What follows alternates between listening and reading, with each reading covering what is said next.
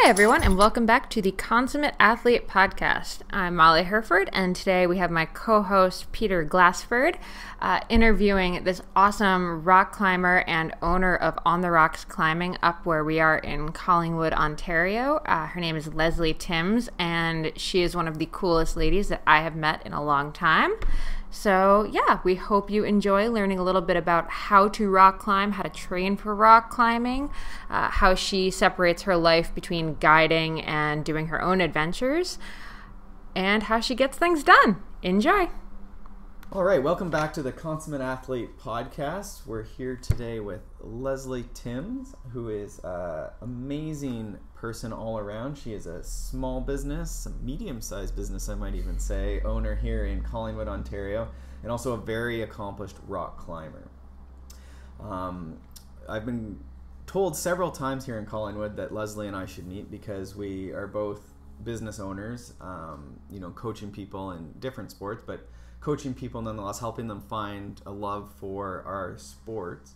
But then also we're both athletes, so we both sort of have this identity crisis that we're balancing and I think doing pretty well with. So today we want to talk to Leslie about her pursuits as an athlete, but also some of the things she notices when she's instructing people in rock climbing, and maybe sort of draw out some things that we can use to pursue climbing as one of our areas in our consummate athlete repertoire. So let's start with a quick bio. Leslie, thank you for coming. Thanks for having me. No problem. So why don't you tell us a little bit about you as an athlete? Let's start again. Maybe we'll divide this out a little bit to keep it simpler in the explanation. But tell us a little bit about you, sort of where you've come, and sort of your palmares is what we call it in cycling. I don't know if you call it the same thing in rock climbing, but what you've achieved in rock climbing as an athlete. I guess over the years I've kind of become recognized as being a super well-rounded climber. I like all disciplines of climbing, and I've pushed myself outdoors in all different types. Not much of an indoor competitor or anything like that, but you could say I've kind of competed outside for difficulty ranges on different styles of climbing. So okay, yeah, awesome. And so the ranking system we'll get into maybe later because it still confuses me, which I don't think is abnormal from what I've read because there's so many ranking systems. But just you're sort of, from what I can see, like 512, 514, is that? Yeah, so my hardest thing that I've accomplished was 14A. Okay. That's kind of considered the elite level of rock climbing. Okay. And then with bouldering, which is kind of like when you don't use ropes, then you fall on a pad, it's shorter things. Right. That I've done a V10. And then with trad, when you're actually placing the gear in the rock as you go up, you could consider that like the most advanced, scary type of climbing. Yeah. That I've climbed a 13C. So okay. Yeah. Okay. Awesome. All right, that's good. So we understand where you're at with your sort of as an athlete. Now, rock climbing in itself is maybe a little different than some sports, but I guess maybe some sports are moving that same way. So you have your competition, your sport climbing, your indoor climbing, that sort of stuff. But then there's also a lot of the athletes in the sport are also just going out and doing, routes or doing video or doing photos and stuff like that. So my impression of the sport is that there's maybe more people that do that versus like, if we look at cycling or something like that, certainly the majority of the people are like entering like a race, entering a competition. Would you agree with that? Yeah. So with climbing, it's definitely more recreational based. I would definitely agree. Yeah. Right. So for you, there's that magazine side. Like, would you enter competitions in a year anymore? No, I've actually never done a rock climbing competition. Okay. I did a pull-up competition once. But how many did you do? Oh geez, I don't even remember. Maybe it was like 20 something. Wow. 28, I think it was. I think that was on the board at Active Life. Maybe, actually. yeah. Oh yeah, every year at Active Life, Sarah gets me to do the pull-ups as well. Okay. So right now, how many could you stomp out, do you think, like confidently? Jeez. I know in my prime, off the couch, I could do like 24, no problem. Jeez. I don't think I could nowadays because I don't train pull-ups anymore. Right. Like back when. But like you'd be confident in 10. Oh yeah, 10, okay. No problem. Okay. No problem. Is that like, how many would you say, like, to go out and climb with you in a day, how many would I need to do? To climb with me? Like, keep up? Yeah. A minimum 10. Minimum. Absolute Okay. minimum. I like that. So just a minimum. Like obviously there's some skill and like just knowing how everything works. That's going to be a bigger barrier than my pull-ups. But if we wanted to eliminate that, so 10. Okay. Awesome. So now as a business owner, that's true, right? You own, okay. And it's called On the Rocks. Yep. Here, and it's based out of Collingwood or is it based out of Thornbury. Thornbury. Okay. Yep. Okay. And so you guys do just rock climbing? Yep, just Okay. rock climbing. Awesome. And we actually went last year with About Mark. a year ago. About a year ago for Molly's birthday. We went out with Mark for an afternoon, and what's his husky's name? Sawyer. Sawyer. We went out with Sawyer too, and yeah, it was an awesome day. Just we were both pretty new. Molly had done a bit of indoor climbing. I had done a bit of outdoor, a bit of bouldering, a bit indoor, but like very noob sort of stuff. But yeah, it was awesome. Like just getting the basics of trad climbing, so sort of top roping, and seeing how you set up the rope. And Mark did a great job just giving us basics of knots. And so yeah, it was so I definitely recommend that if you were looking for something to do with the kids, or as a family, or as a couple, or group, or whatever. Like pretty solid afternoon.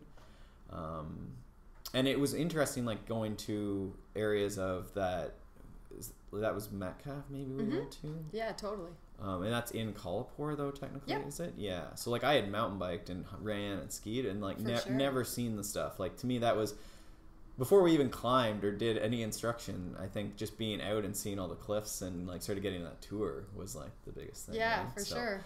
So after all that rambling, is there anything? Maybe just let us know a bit more about you as a guide. So you have a ton of certifications. So maybe just let us know. Yeah, so I'm certified through an organization called PCGI, Professional Climbing Guide Institute. Okay. I got my cert with them, 7 years ago or something like that, and I went on to become a mentor. So now I can also certify other guides. Okay. Yeah, and we run pretty much any kind of climbing course, from like your first time on the rock to like you wanting to become a climbing guide yourself. Right. So we teach people like mostly how to set up the ropes on their own, how to get out and do this on their own, so you can have the freedom to do this on your own time. Okay. Sweet. Yeah. And it's called. Okay. So if you were gonna start, like I have very little, so like I've been out once. So then what would be if I decided I wanted to be a climbing guide? I'd obviously need to learn to climb first. Yes, for sure. So now you guys do. Is that part of the sort of climbing guide process? Like, would I be able to go into that now, or would I go? Do you guys offer sort of like a climbing? Yeah, like I'd say it's something you definitely build up to over a while. Yeah. So, like first step, go into the gym, try rock climbing, or go out, hire a guide, try it outside. Make some friends. Climbing is kind of one of those sports that it's good to know people, and because you need a partner to go out with usually. And then when you think you're really getting into it, it's just a one-day course to learn how to set up the ropes on your own. Okay. And then there's lots of different levels of climbing. There's top roping, which you did. Then there's sport climbing, and then traditional climbing and bouldering. So there's lots to learn through climbing. And you can even go to multi-pitch, which you see like El Capitan, Yosemite kind of stuff, where you're on the wall for days, that kind of thing. Yeah. And yeah, so like if you go out, gain lots of experience, and then you're really still stoked on climbing and you want to become a guide, then that's going to be like a 4-day course, lots of practice time, and then a 1-day exam. Right. Very cool. Okay, so you guys offer. Yeah, I remember Mark saying that too. That you offered sort of like a more structured, like learn how to climb type session versus like you're out just like here's climbing. Totally, and, like, yeah. He's in charge. Exactly. We do lots of private guiding, and then we do like gym to rock transition courses. Awesome. Okay. That's definitely what I found that I needed. I was like, wait, these aren't smooth. Totally, and they're not marked. Yeah, not necessarily like optimal, right? Like, Yeah, they're not colored either. I just can't see them. Exactly. Okay. Now you do some writing as well with Gripped. Yeah, totally. Which is another similarity because I write for their cycling magazine. Oh, so cool. Gripped owns Canadian Cycling magazine totally. or is associated with it. So yeah, when I was just reading through your stuff, I'm like, this is sort of comical. Just Yeah, it's funny. Some of the similarities. And I've done stuff for the triathlon one. That's so true. we've covered 3 of the 4 here. Yeah. Didn't you read for the running one too? Not yet. Oh, okay. Well, we got goals. Like the yet, yeah. We'll just conquer the magazine. Awesome. Okay, so that's probably like, what would you expect? I guess let's get down into your training. Let's do that next. So you have a couple cool posts on your blog. I was just reading through over the last couple of days, and lots of really cool shots. Like definitely lots of cool. You're on Instagram too, right? Is it Leslie Timms? Leslie Timmers. Timmers. Okay, Yeah. and we'll post to that in the notes. But some really awesome shots. It's the best thing probably about your sport, or not the best thing, but like a cool thing about your sport is that it's the photos are just always it's so photogenic. And you go to such crazy places too. So there's definitely some like really crazy things you're hanging upside down from. Yeah, you get to see amazing things, that's for sure. Okay, so how do you get ready for that then? To train for climbing, like if you want to prep for a trip or something like that? Yeah, I guess so. I mean, you have one post from, I think, 2010 that talks about, like, you really getting into the gym and, you know, a mix of things. Yeah, so we know we're going away every winter. So we usually do, like, a 6-week kind of training cycle to prep. Okay. So we've got a little home wall at home.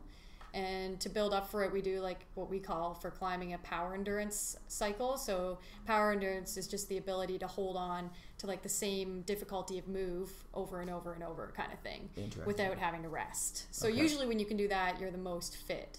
So to train for that, we'll do like, say you climb like a boulder problem on the wall, and then you have to climb it like 4 times in 4 minutes kind of thing. And then after that, immediately jump into like a minute of push-ups and a minute of something else and a minute just to keep the heart rate going the whole time. Okay. We also do other specific training like hang boards. So you, I don't know if you've ever seen those before, but they've got all the different grip positions, and you'll hang like dangle like huge weights from you and like try to hang by your fingertips on it. We'll do pull-ups on them as well, weighted pull-ups. One that I really love is campusing. So that's it's like a ladder, a wooden ladder that's just but for fingertips, so you can't actually like, grab the ladder rung, and you don't put your feet on, so you climb the ladder without feet. If you can picture that. So it's just arms. And does it move side to side or just up? No, it's just straight up. Basically a ladder. It's like a wooden rung ladder. That you've sort of blocked out the back to, essentially. Exactly. Exactly, if you can picture that. And that's called campusing? Campusing, yeah. Where does that name come from? I don't know. It's to the act of campus, like it's a verb, right? So you campus something in climbing. It's not like breaking into things on campus or something? No, I don't know where that came from. Obviously, your university experience was different than mine. Exactly. But it works your contact strength, so it's your ability to latch a hold. Okay. So I find that's really useful too. Interesting. So now, could we set up something here? We're in our condo actually today in Collingwood. I was just gonna ask the same question. How sweet could we build this? Like, we got some pretty technical slopes here. Yeah, you do. We're oververt on the ceiling right here. For sure. You guys could easily fit a hang board over a door hang or something like that. Yeah. I find that anybody living in an apartment or whatever, that's usually what they'll do. They'll put a hang board over a door. No, he's thinking like wall. Yeah, no. Like wall space? Like if we... I would have some huge holes all the way up there, and then you could even like climb to your upstairs. That's what I'm looking for, yeah. Okay, now do you do this? Do you set up, like if we could set this up, we got the boards put in and stuff, you could come in and set some roots for us. Totally, I know some people. Okay, awesome. We're probably in a good area for finding people who know stuff about that. So. Really worried this is your redecorating plan now. Yeah, I like that idea of the power endurance. So essentially you're doing circuit training at home, I guess, exactly. right? But you're including a rock wall in it. Yeah. So in that, so if it took you 5 minutes to get through, including like one time up the wall, set of push-ups, set of pull-ups or something, like you'd say 5 minutes for that, and then you'd want to get back through that same thing in 5 minutes? Yeah, like my favorite cycles we call 4x4s. So you do one problem that's like a problem meaning like a boulder problem. You try to climb one that's like relatively difficult, so you have to try hard, 4 times in 4 minutes. So you need like a little bit of rest in between. And then sometimes we'll tack on like a minute of push-ups, a minute of leg lifts, a minute of burpees, minute of jumping squats, and you do all that back to back, so it ends up being 8 minutes, and then you take like a 5-minute rest, and then you do that 4 times. Okay. So that would keep your heart rate really high, and you get really little rest in between the max effort. Okay, so you could do it like the 4 minutes would be more just for the problem, and then you might tack to make that longer. Yeah, like we might tack on the oppositional kind of exercises as well. But you don't necessarily need to do that, and that's just one example of exercises. Like I find when we only have a 6-week period to work with, it's just you get the most gains. If I, like back in the day, I used to train for like 4 months in the gym kind of thing. And in that case, we'd do like a full cycle. So we'd start with like max strength and power, more traditional, and then build into power endurance. Yeah. Okay. So why 6 weeks now? It just seems like I work all summer, and then I get kind of like 6 weeks to go play in October. So then at that time, I just want to go rock climb. I don't want to train. Yeah. And then usually I have kind of this window between like in December, January, and that just works out. That ends up being like 6 weeks. And I find I get pretty good gains in the 6 weeks. Yeah. So it's been working pretty well. So I guess because you're sort of like base training, you know, in your sport, right? Like all the time. Like you're pretty fit and you're climbing. Yeah. Like it's not like your climbing ability is just falling away. You're still hanging on rock and stuff anyhow. Exactly. It's just the fitness that goes away during guiding season. Right. Okay. That's interesting. I really like that power endurance definition and how you're using that. I mean, I think we do similar in cycling, but certainly in mountain biking we could do, you know, you got my brain turning a little bit with just more timed like repeatability on a super technical section, and then like you say, optionally you could include like a really hard climb to like lengthen that out. Yeah, exactly. But you could also drill right in on that. You know, I even use the term problems stolen from rock climbing. But it's kind of true. When we have like a really, like Collingwood's got a lot, but like really or... dirty section that's like, you know, a little techie to get through. Yeah, that's really cool, because definitely you would see people, you know, whether it's dabs, like not being able to actually get through it without putting a foot down, or actually just having to slow down because they're losing that like just ability. We use that term in climbing too. Dabs. Yeah. Yeah. That would be more for trad climbing though. No, it's actually for bouldering. So bouldering, if you like are on a problem and say your foot just like touches the pad slightly, that's a dab. Okay. So you gotta let go, and it doesn't count. Oh, okay. You don't get to continue and just say like you could, but everybody knows you didn't do it. You can't just say I did it with one dab or something. No, no dabs. Okay. Yeah, like I say, there's a couple links that I'll link to from your blog and things that you linked out to. There was an article from Dead Point magazine. Is that magazine still around? Like, yep, they have a really nice interface actually. They do, yeah. And so they had a couple of, I think you used the term opposition exercises and stuff. A bunch of the like workout shoulder every climber must do, I think. Something like that, yeah. And so it has a lot of like shoulder retraction and protraction and pulling. I'm trying to remember what else was in it. But it's a good sort of concise article, so I'll link to that as well. Do you do any like traditional like cardio type stuff, or just Totally, yeah. So like just to give you kind of a general idea of the way my basic training would work, I guess, is and this is for that 6 weeks. Yeah, so I do like 3 days a week of climbing training at a minimum, and then 4 kind of at a max, and then 2 days a week I usually join with my coach Sarah at Active Life Conditioning. And with her I'll do like, you know, your traditional stuff like bench presses, and with climbing we call it our oppositional muscle groups. So that'd be your push muscles like chest and triceps, and then shoulder work too to keep our shoulders strong. Right. So with Sarah I'll do that kind of stuff twice a week. So doing like external rotation and exactly. that sort of stuff. Okay. Yeah, just to keep everything stable. Climbers tend to like hunch forward because our back muscles get so overdeveloped. So it's good to kind of build up your chest and build up your shoulders and stuff like that, so you don't look like a monkey. Right. And then usually like twice a week I might do some yoga, stretching, kind of opening stuff again to kind of get rid of the shoulders hunched forward. Right. So funny because you see that in cycling too.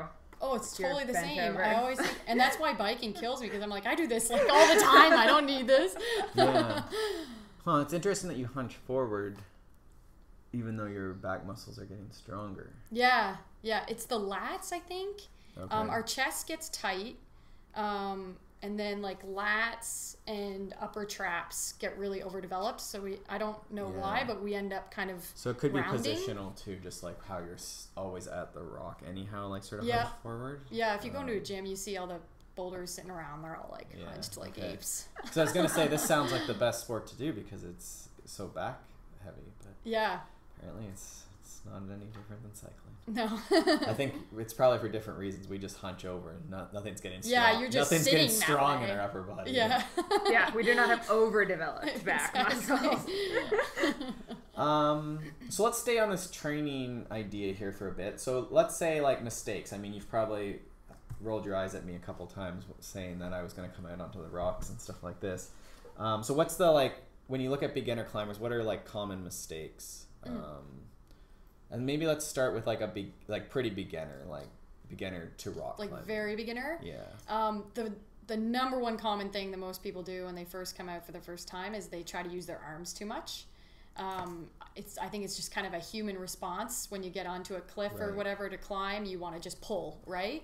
But when you start on a beginner climb, if you put an experienced climber on it, they'd be using mostly their legs the whole time and wouldn't even feel a burn in their arms. Right. So that's definitely the number one thing that people do is they don't use their legs because most beginner or like easier routes are going to have pretty substantial things to stand exactly on, right? Yeah and the people just kind of forget about their feet, I find. Well, I think you're thinking climbing, and that's always grab, like arms, right? Like our arms are actually doing something all of a sudden, and exactly. We don't have a lot in our lives, I guess, that is like that.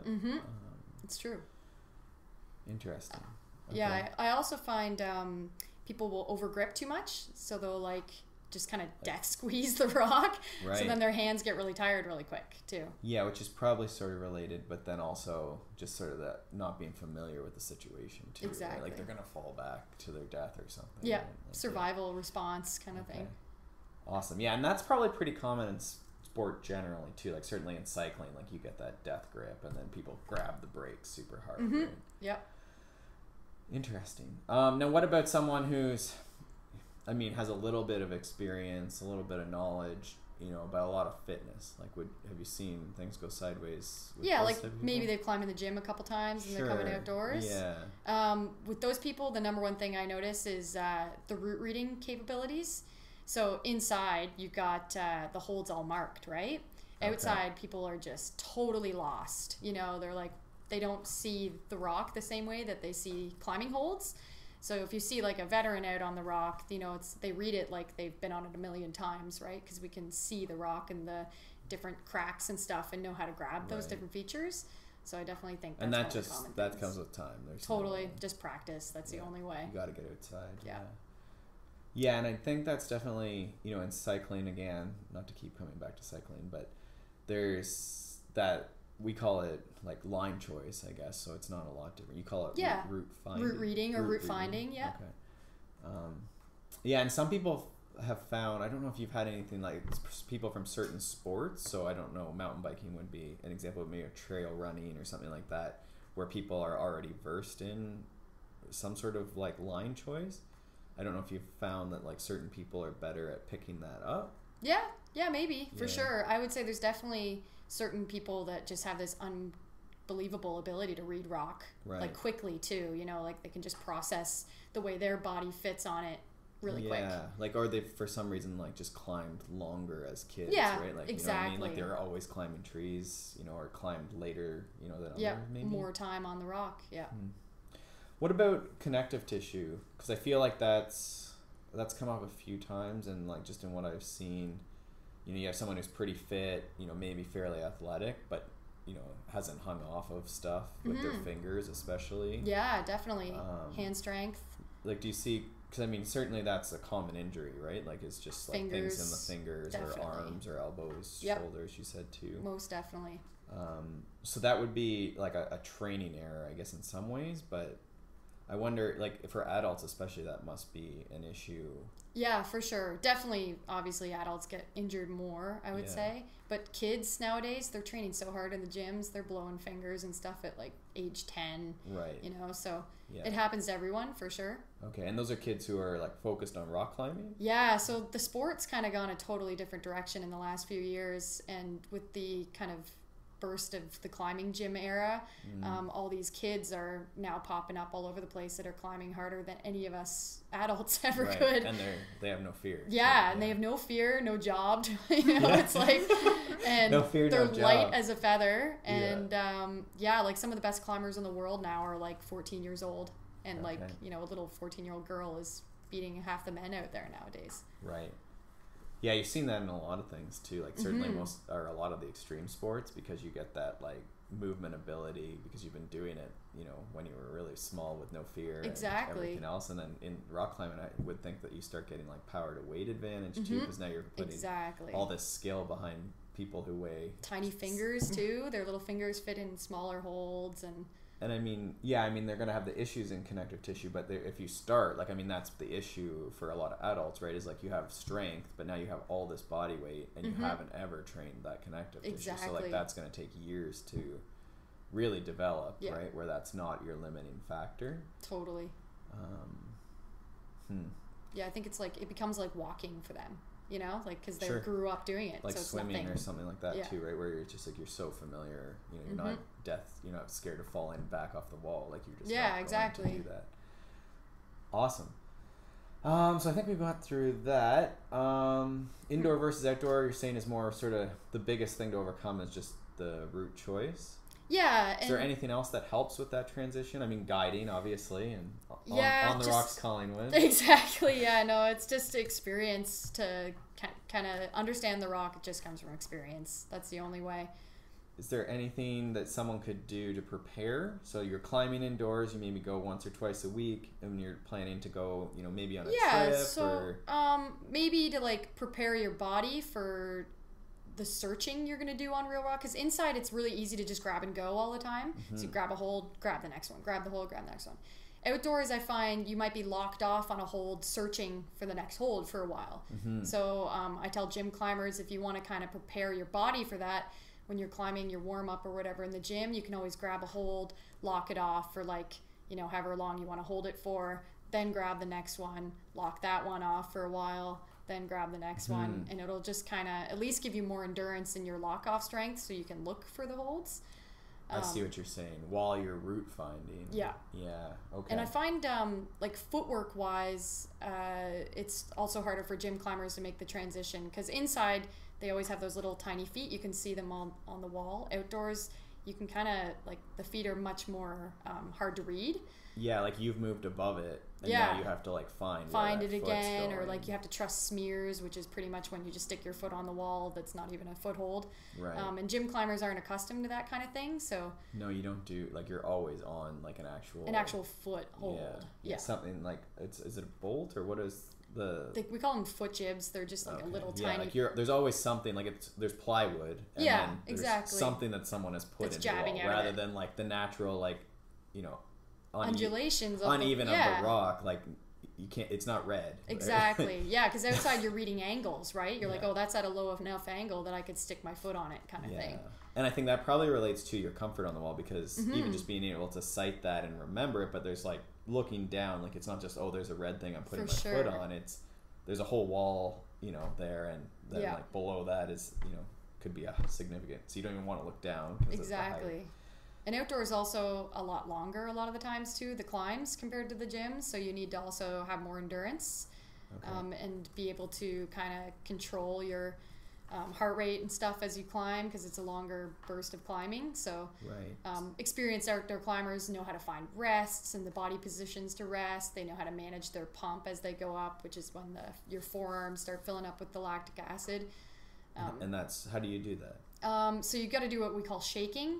So you pretty much just like find a good body position where you can hang straight arm, and then you drop one of your arms and you kind of try to jiggle your triceps, to shake out your forearms. Yeah. And then if you're really pumped, then you got to kind of hold your one arm over your head to shake it out, and then drop it down and shake it out again, and you just kind of like constantly jiggling and shaking your arms to try to break up the lactic acid that builds up. And then the harder the climb, you might not get a rest like that. You might just have to do little shakes between each move. Like as you're moving your hand. Exactly. Yeah. So if you see rock climbers doing that, they're not like dancing or something. Exactly. Yeah, they're exactly. Not listening to Taylor Swift. Yeah. I mean, I guess you could. Yeah, it's going to be the next move. Yeah. Okay, here's my question. How are your hands so, like, nice? Oh, wow, that's funny to hear you say that. Well, they don't look like calloused or anything. Oh, yeah. I guess they're okay right now, eh? You actually have a post about that, too, which I'll link to as well. But that is there. Skin tips. How are your hands? Not blistered and bleeding. You know, I've been climbing for so many years now that I think my hand is just like one giant callus. But I definitely, when I first started, I wasn't blessed with very good skin. I think it's just kind of learned. So there are ways to maintain your skin. You know, you can file down calluses and stuff like that to kind of make it better. Right. Okay. Yeah, it definitely comes with time, I guess. But It does. now, do you chalk though? Yep. Yeah. Yeah, totally. Chalk is a necessity. Okay. And are you is there a certain type of chalk that you prefer? Flash Chalk. Okay. It's awesome. It's a Canadian company as well, which is pretty sweet. It's good. Ooh, actually, I have one on the topic of gear. If you're just getting started and you've been to a gym a couple times and you really like it, what gear should you get? What makes sense to actually buy versus for starting borrow out for a while? you definitely want your own kind of personal kit. So you want to get your own harness and your own climbing shoes and your own chalk bag. And a lot of companies will make a package that those at least the harness and chalk bag will come together or something like that. And then climbing shoe wise, it's good to start with an entry level shoe. La Sportiva comes out with one called the Nago. You could do That's something like that. Yeah, start off with something like that, and then the more you get into it, you can go more aggressive with your shoes. Yeah. I just wanted shoes because renting them at the gym seemed really gross. Yeah, totally. They're really small. You wear them without socks. Exactly. Yeah, I hear that. The fit must be important in the shoes though. That would be a reason to get your own shoes, so they fit. Yeah, because your footwork's very important. So you want to trust your feet, and you want a shoe that's custom fit to your feet. And they're super tight. I remember that. I went with Molly to a gym a few years ago, and I hadn't ever had a rock climbing shoe maybe that fit right. I remember going as a kid, and maybe I just didn't care then or something, but I just remember this is uncomfortable. For sure. So it has to be that tight. Yeah, so it's kind of changed over the years. Way back when I first started, it was you had to buy them so tight you could barely get them on, and then we'd put them in water and wet them, and then put them on our foot when they're really tight and let them dry on it. It was crazy. Yeah. Over the years, people realized you don't need to buy your shoes that tight. Yeah. But you definitely your foot needs to be at the very end of the shoe, and your toes should be kind of mildly curved, I would say. Okay. They should be relatively uncomfortable at first, because they do stretch as well a little bit. Okay. But you don't want to go for a hike in them. Well, I was gonna say, because you're in them. Would you take your shoes off? Always. Yeah, I want those things off the second I come down. Usually. Yeah. So in a day, what is a typical day when you're just going to train? I guess you're 3 days a week when you're going training. Is that a 4 hour in the forest type thing, or how long? Well, if it's indoors, it could be maybe a couple hours. If I'm going out climbing outside, we usually go for the whole day.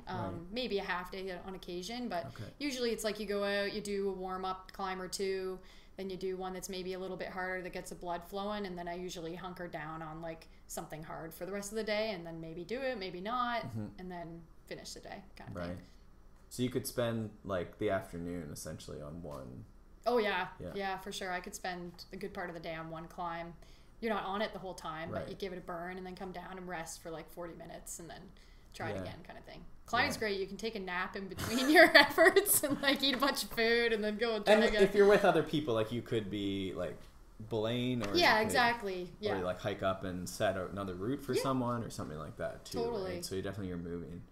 It's interesting because no one really ever thinks, or I don't think about it, I guess, enough, as it's there's an aerobic demand there. You're not running up mountains or something, but you're moving a lot of the day, right? For sure. And you're recovering, which is essentially aerobic in between those huge efforts. Right? Yeah, we always joke because we hike in with all this gear, right, and these huge packs, and sometimes these cliffs are big hikes up a hill to get there, and it's by the time you get up there, you're completely exhausted. And I'm to most normal people, this would have been their day, but then we climb for the rest of the day after that. So would that be an advantage that maybe I would have, in that just having huge aerobic ability Definitely. would let you get to things fresher, or later in the day, I guess, be fresher, right? Whereas that's stamina for a full day kind of thing. Okay. For sure. Just need to do 10 pull-ups. Okay, so then what about talking about advantages, I guess? Would you say, we have it worded here as are there advantages for females in rock climbing, a certain type of thing, or maybe you'd prefer to go to a certain size of person versus female model? You could segregate it to female. I guess one thing that we have is we've got a different center of gravity than men. Okay. So I find women tend to use their hips a little more than men do in climbing. So it's kind of hard to explain without demonstrating, but We're better at keeping our hips closer to the wall and turning our hips in, and so it kind of makes women climb a little bit differently, I'd say, than men. Okay. Women tend to use more technique, just to kind of make up for our lack of strength. So, usually women kind of make climbing look like a beautiful dance, where men can, and this is totally making a generalization, end up being like super burly and like, like more manly. But I think in the end, like, women and men can climb very similarly. It just depends on your body type and that. Sure, and just proportion, right? Exactly. Like you say, very general things. Is there anything though? Like, is there a discipline or even a certain feature or route that like females have excelled at or have only done, a certain thing because of that, or I wouldn't say that women are just climbing one style. I think that maybe they might do a little better on endurance-based routes just because of being lighter generally. And it's less like powerful sequences. Right. But really, nowadays, women are climbing just as hard as men in all styles of climbing. So, which is pretty cool. So you're seeing things like becoming pretty close to, yeah. Like, a lot of women, when there wasn't as many women in the sport, it was a big deal when a woman did something that's called the first female ascent. But nowadays, to me, it doesn't even really matter. I'm kind of like, who cares if a lady did it? Like, it's like another person did it, you know? I think women are climbing just as hard as men. The only limitations we have is our height usually. So there's just certain climbs that we can't touch because we'll never be able to reach those holds. Yeah, like you'd have to explode. Yeah. That's what I was gonna say. Do short people ever have the advantage? Yes, I truly believe we do. Spelunking. Yeah, there's like certain body positions, especially really short people, they can get into. Like, if a rock's curved in a certain way, a short person can kind of like tuck themselves in there. Sure.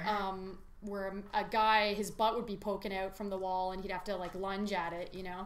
I need to find these places. Yeah, there's definitely, or if you're ever pulling like a big roof and then you're rounding up onto the face, in that situation, you got to get your feet really high and up over the roof, right? So women or short people can usually bunch into a little ball like that, but a big tall man, his butt's like hanging low and he's hating his life, So there's definitely advantages to being short. I find it very rare that I get shut down by like a reach move, like. It happens, and it sucks, but for the most part, I think it's more fun to be short because you get to jump further. And now you just did something I saw on Insta. Yeah, that was my friend Dan. So he just did a climb that had a dyno on it. That's what that's called, that kind of a movement. Is a jump. Yeah, and he did this like big jump to catch something. So. Oh, I thought that was you. No, that was Dan. Yeah, he's got a big ponytail too. Sorry, Dan. I know. I won't Sorry, tell. Leslie. I don't know who I am offended, but it's okay. Okay. It was kind of a dark video. Well, his back was to the camera. Exactly. Yeah. Huh. Okay. Yeah, that was a really cool move, though. So if you want to see an example of a dyno, it's on. It was on Instagram. Yeah. Right? Yeah. I'll link to that too.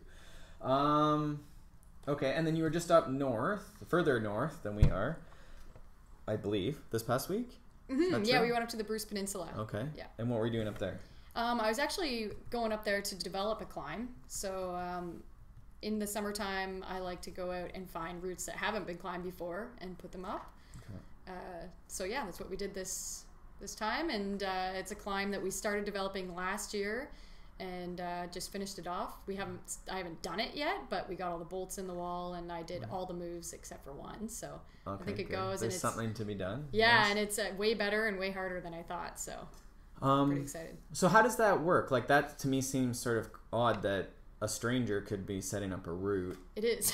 Yeah, right? For sure. So like, what kind of what would be the safety? Like, how do you know? Yeah. Like, how do I know you know what you're doing? I know. When I just show up at the Bruce Peninsula. I get asked this a lot, actually. I'm sure it's not. It's a little creepy because, for sure, anybody literally can have a drill and go out and develop a climb. Like, I'm not gonna lie to you about that. I think even a bad bolt in the wall will most likely hold, and there hasn't really been any stories of like bolt failure, but there's definitely more and more people nowadays picking up a drill and bolting. So it's like sometimes you might come across climbs that are just bolted terribly because the person didn't know what they were doing, and then somebody else has to go out and fix it, and it's rare though. But And I think, like, I asked Mark this when we were out too, and like his answer I think was more like there's such a redundancy. Yeah. Like one, like the first 3, you're not that high off the ground, and then like after that, you now have 4. Exactly. Say, like as you get to the Underneath 4th one, you. there's the 3 below that are Totally. sort of slowing you down at least. But like they'd all have to give way. Exactly. And then he said like I guess you would give like a bit of a tug if you were like a little nervous, right? So yeah, there's lots of redundancy built into climbing. is that an issue like with the Renegade route building? Like is that becoming more of an issue as more people? Well, there's lots of new routes going up now, which is awesome. More people out there, more climbs are going up. Yeah. I think the issue might lie in people developing on places that are closed. Right. Sensitive access, that's kind of becoming more of an issue, I'd say. Okay. But I think most of the time it's a really good thing. Okay. And I would imagine what happens, I mean, cycling or mountain biking specifically has the same issue with like Renegade trail building, and same thing with we've been battling land access for a long time now, but same thing, you get people who decide they want to build trail but they don't know what they're doing, and so usually with mountain biking that just means that it's a crappy trail and no one, like it's not necessarily a big issue, but you could get into a danger sort of situation too. But usually mountain biking, it just no one rides it if it sucks, right? Yeah, exactly. And that's same with climbing. If the word gets out that this route sucks, nobody's going to do it. Right. Yeah. Right. Okay. Neat. Sometimes they get chopped too. If they are hated enough, people will take the bolts right out of them. Well, that's it too, I guess, right? Like you'll just get shut down and then you've wasted a whole day. Yeah, and money. Right. I guess it's not cheap, so No, that's a barrier too. It's not just taking a rake out and into that's the forest. the thing. Like okay. it's you really gotta want to go out and do it because it's not a cheap hobby. And you'd have to be able to, unless you brought a ladder into the forest, you'd have to climb up to drill it, right? We usually rappel in, so you'd start from the top and wrap but that's in. gear. But some people gear do and that. know how to do that, so that's a barrier to doing it. Exactly. Yeah, you need to know what you're doing. Let's talk van life a little bit then. Trailer life, I think, is where you're at right now. But you've done the whole spectrum, right? Oh yeah, we've worked our way up the ranks. Okay. We started in the back of Subaru Outback. Okay. We lived in the back of that for like a year and a half, actually. Wow. Yeah, like that was like slept in the back. Oh yeah. My husband and I were in there for like a year and a half together. We like ate out of a can and dumpster dove and did everything we could. And you're still married. Yeah, somehow. Yeah. And we actually got married after that trip, so we knew that it was like even more forever impressive. after that. Awesome. And then eventually we got a huge van, which like is Sprinter, great. or what did you do? No, it was a Dodge Ram converted. They cut off the back and cut off the top, and then extended both. Oh, so it was wow. actually pretty big. That was a clunker, and it broke down all the time, and it was kind of hard bringing our van with us everywhere. Like you'd have to bring it to the cliff and park it in this weird parking lot, and like your whole life is in there. Right. So now we've got a trailer and a truck, and that's like the best setup because we can like ditch our trailer with like a safe spot, and then take our truck to get groceries or to the cliff or wherever we're going. And that's what a few people have told us. For sure. It's the way. That's what we ran into because we just got a small van, but we were like, big Sprinter. But then we were like, we have to drive it to the grocery store. That's the thing. Yeah. Climbers love the Sprinter vans now. That's like the van. It van. Yeah, for sure. Yeah, I don't know the for them. That was sort of why, like, I almost didn't. I almost didn't want to get one because it's like such the it van, but I know, but they are sweet for sure. Yeah. With that being said. Yeah. Yeah, so you're in a trailer, and so that's like you're in there for several months. How do you find? I mean, like us, but I think you do it more so. You're in a house here in Thornbury in Collingwood, and then you go and you're gone for months. So how do you find, like, from a routine standpoint, like, is there anything that you try and keep in your day when you're on the road like that? Kind of like when I'm here, I've got the routine of I'm working, and when I'm not working, I'm going out and finding new routes and stuff like that. And then I find I slip into my routine finally when I'm on the road. Okay. Like that's when we you have no worries at all. It's just eat, sleep, rock climb. So that is the routine, which is really nice. It's usually the adjustment coming home and getting back into like the whirlwind of work other and routines, other people's stuff. Exactly. Yeah. Are you doing business stuff when you're on the road? Definitely. Like you still have some emails and bookings and... Yeah. I do a little bit of guiding in the U.S.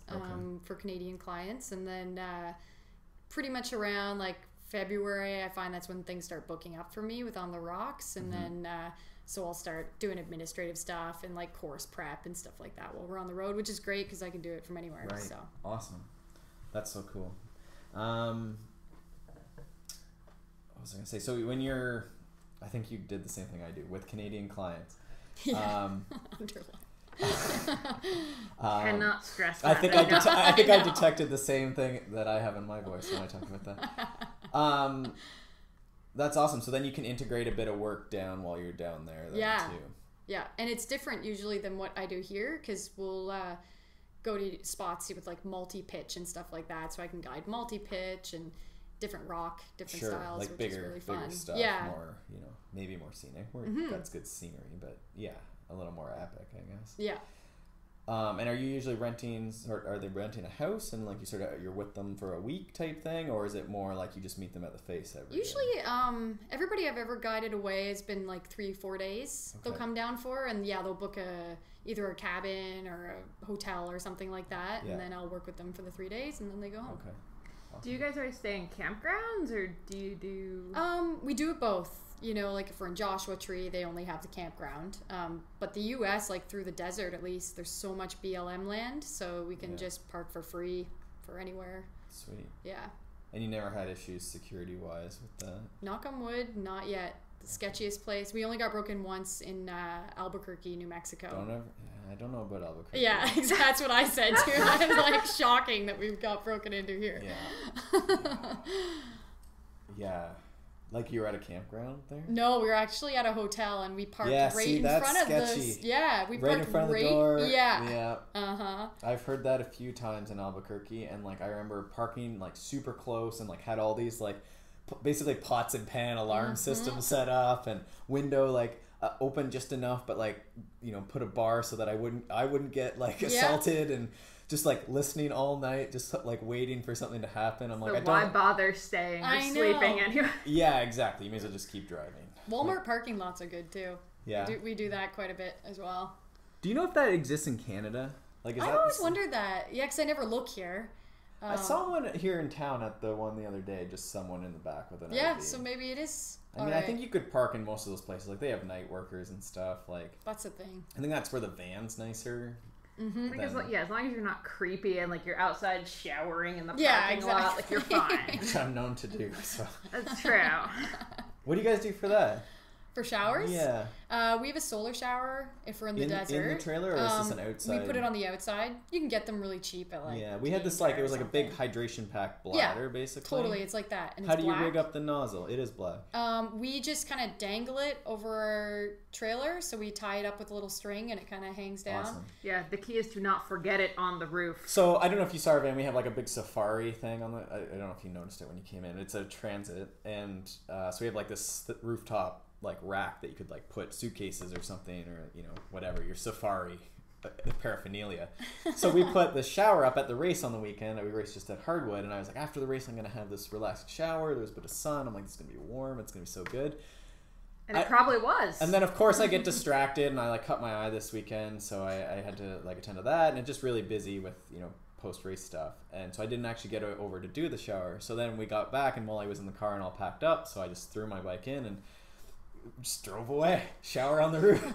Got home, and so we're laying in bed that night, and I was like, did you pull the shower in? And she was like, I didn't know you put it on the roof. And I was like, oh, good, so we need a new shower. Luckily the one we had was sort of small, so it wasn't that expensive. Not that big of a deal. No, it was like $10. Yeah, something like that. Community centers are the best though for showers. Yeah, that's usually how we roll. Do you ever go to gyms while you're on the road, or no? Yep, totally. Yeah, like usually. Is that weather dependent, or like what do you do? Oh, like a climbing gym? I'm thinking more like fitness gym. Yeah, same. Okay. Yeah, we do that regularly. I try to go like at least once a week to a gym. Okay, and when do you like? Is that same routine sort of your balancing opposition totally stuff? Yeah, like I got a lot of injuries throughout my climbing career, and I find if I slack on that kind of stuff, I get injured. It's like a guarantee. I'll get shoulder impingement or something like that. So what are the 2 or 3 things that you would do for sure? Exercise wise? Yeah. Well, a general maintenance thing we'll do is kind of one of my coaches taught me this ages ago. He called it anatomical adaptation. And we do like 25 rep so say there's a shoulder exercise, a chest exercise, and a tricep exercise, and you do so one of each, 25 reps times 3, and then you do 3 different exercises per muscle group kind of thing. So I'll do that kind of a thing. I've got a lot of different band work too that I like to do, like shoulder stability stuff. Yeah, you could probably do a lot of that in that rep range. You could probably do a lot with bands, actually. Totally, yeah. Especially because you're more upper body focused. I like to do the strength stuff. I know, like, Sarah tells me I should do strength maintenance during the winter, but it's hard because, like, no, you know, I'm then the I'm same. all sore for like climbing the next I day. love going in the gym. It takes me a while to get back in the routine, and like I love like fairly heavy. I mean, I'm not that strong, but you know, with weights. But this year I was just like, I'm just not gonna do it. Like I just can't. Like it's so variable, and like I have to be in one place and know where the stuff is. Yeah. So I just started like basically body weight, and I was like, there's a couple things like pistols and, you know, more range of motion based things, handstands and stuff. I'm like, I'm just gonna take a real body weight gymnastics type approach. And that way, like I basically did it 2 or 3 times a week, and nothing. I feel like 20 to 30 minutes was my like. I would do it. Yeah, it's quick. If I said 30 to 45 to an hour, it wouldn't get done. And yeah. And I think that's the way you got to do it. Like you just got to come up with this like kind of short workout that's just a maintenance thing. And if I do that, then I find I'll do it. And same like you said, if I'm trying to go in and do my like full on strength workout, it's not happening. And if you have to do like 5x5 super heavy back squats, it's not. It just doesn't happen in Joshua Tree. No, exactly. And a lot of this stuff we can do at our campsite too. Like I can do push-ups and bands and stuff at my campsite. So we'll make like a little gym there sometimes. Yeah. Yeah, lift like your shower, your bag of shower water. Exactly, like a sandbag. Kettlebell swings with the shower bag. Okay. I think I have maybe one more training question and then 2 other quick questions, and then I think we're through. We talked a little bit about like ligaments and that sort of injury. Do you do anything grip strength wise? Like whether that's the hangboard stuff is grip specific. 100%. Okay. Another thing I do is more to prevent injury. I take like an elastic band. Metolius makes another thing too that you can use, but and you just try to open your hands with the elastic band. So I do it with broccoli elastics. Yeah. To try and oppose because like so much is gripping. Because we're so like this. Like my hands are like permanently almost So closed. what is this product? Because I always say broccoli elastic, which works pretty good because it's available. Like the Metolius Grip Saver, I want to say it's called. Oh my god. Where you actually squeeze a ball and then open, and each finger goes into an individual elastic band But thing. you can still use your extensors. And you use the extensors after, yeah. I lost mine, so I just now use like an elastic band and open it up. Yeah. I'll do that for my warm-up. I'll do that on my rest days. I find it's prevented for sure. Yeah. There's another thing I've done to help prevent forearm issues and hand issues too called the Arm Aid. It's like this forearm roller thing. It helps prevent elbow, and even for any sport, if you've got like an elbow injury, it's genius. I love this thing, the Arm Aid. Huh. So is it like this sort of thing, or is it like more like so it's kind of like that, but you actually like, it's got a clamp. This is a roller. I'll post a picture to it. It's like a clamp. Okay, so you can pinch it onto your arm, and it's got rollers on both sides. Oh, and then you can I think I've roll seen that. Like this Okay. through awesome. it. So you can get your bicep, you can get like your elbow. And it sits on the floor, like on the table. You can actually strap it to your leg. Oh, I've definitely seen that. Yeah. And you think it's called the Arm Aid? It's the Arm Aid, yeah. Okay, sweet. I love expensive, mobility but we bought it, and it's been worth every penny. I remember seeing that. This is going on our registry now. We've got all the tools. We've got all the tools. Awesome. I'm glad I asked about that. I threw the random training thing in the middle. So we always like to ask, again, because we're getting married in August, and we exercise, move together a fair bit. We always ask, you're always with your husband on the road. You slept in a small vehicle for many years. Do you have any tips for training with someone, with your partner in life, with your, someone you're in a relationship with? Like, how do you guys manage it? How do we train together? Yeah, yes. Do you? Yeah, we do a little bit. Does he climb? Like he climbs? Kyle climbs, yeah. He's not as motivated as I am. Which is, I think that's like a lot of the time. Like, it's never the same. Exactly. Right? So, like for me, I love training with Kyle, but there's other people that are like maybe a little bit more motivated, a little bit stronger than me that I like training with maybe a little more for training. Right. But with that being said, He's my favorite climbing partner. Okay. Tips to kind of like avoid maritals. I guess. I like that term, maritals. It's like funny. In football or something. Like I'm trying to think of the term I'm thinking of, but like it's just like a sport thing. It's such a like. Well, it is. Throwing a marital because you're so comfortable with the person. It's really easy to flip out on them, right? Exactly. So you need to always remind yourself, like, if this wasn't my husband here, would you have talked to them that way, right? So like before you say something or snap.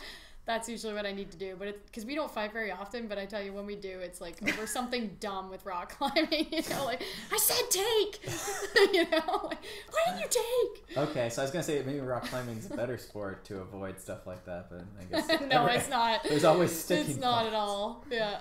Okay. But, I guess it just depends on the couple, really. Okay. So, I mean, mixing it up. Now, does he climb, what kind of level would he be relative to? Kyle climbs, I guess I could call him like a solid 12D max. Okay. Would be his limit. Okay. So he's like, a number grade below my ability. Right. But I think he has the abilities to climb harder. He just doesn't. He's more of like a jack of all trades. He likes to golf. He likes to do a bunch of stuff. So. Okay. Yeah. Okay. Awesome. But he's like, it's hard. That's why it's hard for me to give advice, because I have honestly the most like supportive husband in the entire planet.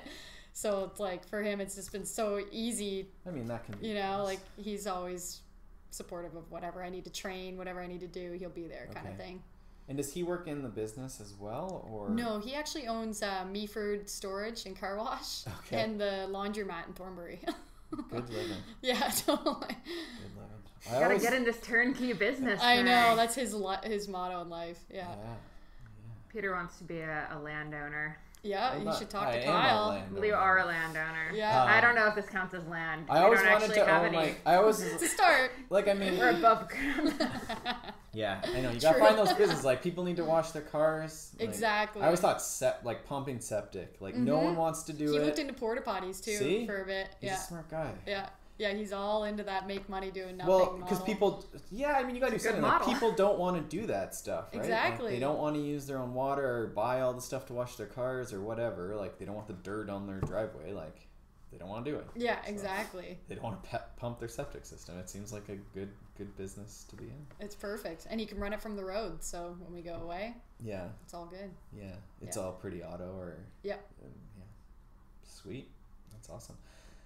Last question I like to ask is any other people that come to mind, and certainly in the climbing world or something like that maybe we could reach out to, or you think locally, whichever. Yeah, like I mean globally, like we do Skype and stuff too, and we're always on the road, so even just people someday will. Well, my hero in rock climbing, Sonny Trotter. Okay. He's on the other side of Canada. That guy is like, we call him Canada's Superman. Yeah, I've read about him. Great guy. He's actually from Ontario too. Okay. But yeah, he's an inspiration to so many people, for sure. And he's one of those guys who's been at the top of his game since he was a kid. Like, he just shows no signs of slowing down. So yeah, he's a pretty hardcore athlete. Vicky Weldon, she's I would almost say maybe the most well-rounded climber in Canada. She was like a national champion for indoor competitions, and then she's like climbed stronger than any woman in Canada and sport climbing, and then she also like pushes it on trad and bouldering as well. So, and she's super nice lady as well, fellow Arc'teryx athlete. Nice. Locally, I don't know if you've ever talked to Gary Posey, but he's used to compete a little bit. I only say him because he's like probably the most freakishly strong climber I know, but like he's off the radar. He's not like a sponsored athlete or anything, but he is a mutant, that guy. Would you see, and some of this is somewhat of back to training, but so would he be an example of someone who would use his strength and then technique-wise just wouldn't be quite as strong as other people? No, because he's pretty much got it all. Yeah, I think he's just got like this unbelievably freakishly strong like gymnast kind of physique, you know, so his body awareness is incredible. Maybe his weakest grip would be like his hand strength, because he tends to blow fingers a lot. So I almost think his body and technique is stronger than his hands, maybe. Did he come to climbing late then? I don't know when he started, actually. He's been in it for a while. We'll have to maybe ask him. But he competes too. And climbs super hard. Interesting. Okay. Anything else, Molly, on your end? I think that covered a whole lot. There's one little training thing I forgot to mention. Sure. Yeah, please. And it's only because it's actually kind of new and I just discovered it and haven't started training with it yet. Okay. Called the yoke. You guys should. I gotta tell Sarah about this too because I just they're coming today to set one up in my gym. Okay. So it's this like a canoe yoke in a canoe, like the middle of the canoe. Yeah. That's the only way I can kind of make you picture it. So it's like one of those. So it's like this arched wooden thing, and they'll suspend it from the ceiling. And there's like a whole whack of exercises you can do with it. But just to give you an idea, if you're doing a pull up on the yoke, if you were to tilt, like if you're stronger on one side and you go to pull up, it'll tilt, right? So you have to be like fully balanced through the whole exercise or the whole thing will tip. So if you're like hang rings from it per se, and you want to do push-ups on the rings, if you go and if you push too much on one side, you're just going to collapse to the one side. So it's like every exercise, not only are you doing it like stability like the rings, but it adds the tilting. Yeah. It's like, oh man, this thing is sick. So they just, they've got all these different attachments you can do with it. They've got this actual ladder thing. So it's like these ladder rungs that dangle from each end. And so for me, I've always wanted to be able to do a one-arm pull-up. And so for this thing, you like grab the one rung of the ladder and then lock it off. And then, of course, once you let go of this hand, the whole thing's going to tilt, right? So I let go of this hand. You got to hold the lock off, reach and grab the next rung. Go to reach the next one, it tilts to the other side. Grab the next rung. And you're like holding like one-arm lock off to climb the ladder. Right. And so I'm going to start like using these things into my training to try to build up that one-arm lock-off strength and like the stability through push-ups. You can join two together and do handstands and core stuff on them. So it's essentially, Look it up on Facebook. I don't know. It's just called the yoke? Yep. If you go on... Is it spelled? They're really new. Y-O-L-K? Y-O-A-K. And if you go onto their Facebook page, that's where they've got a bunch of videos and stuff like that.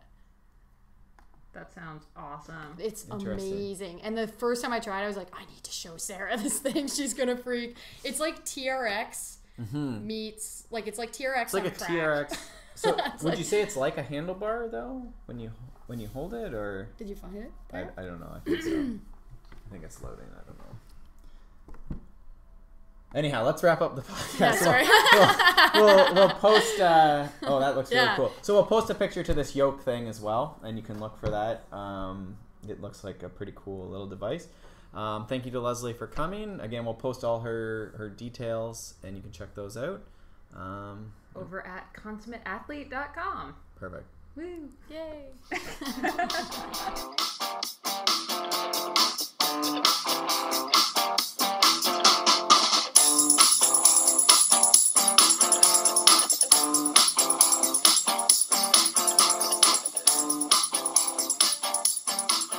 Thanks so much for tuning in to the Consummate Athlete podcast. Hopefully you got a lot from Leslie. I know we did. We might actually have to go out rock climbing in the next couple days just because we're so inspired. If you have any questions or comments on the show, as always, you can tweet at me, at Molly J. Herford, or at Peter, which is at Peter Glassford. And you should definitely give Leslie a follow on Instagram. It's at Leslie Timmers. And check out the show notes for all those links and more over at consummateathlete.com. Thanks, and we will see you next time.